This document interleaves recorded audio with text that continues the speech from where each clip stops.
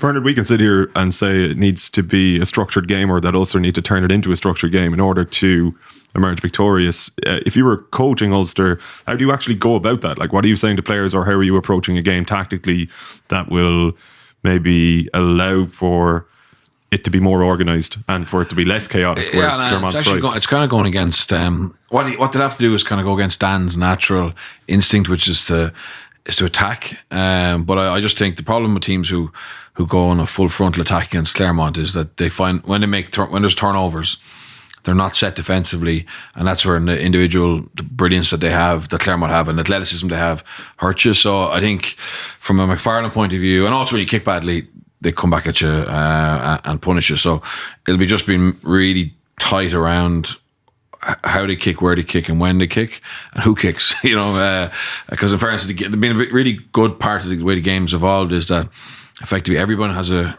license to kick now if they see space. But the reality is, unless you're very accurate in trying to find that space and you have the right people doing it, teams like Clermont can actually really exploit that and hurt you. So I think that's why he'll just be locking down around kind of how many phases they play, in their own third, so outside of 22, before they actually look to kind of reverse the pressure, and then obviously how they're going to do that. And most teams who kind of try and trap Clermont a little bit, they kick to contest more often than they kick long, because sometimes you kick long against them, and even though you might gain the territory battle for the first couple of phases, they have the ball, and eventually then they break you down. So I think that'll be it. That'll be mainly around that, and obviously trying to find a little bit of dominance in I'd say maul time. So Clermont are a huge pack, but they're probably not the best defensive maul, I don't think, in France, because it's not something they need to go to a lot.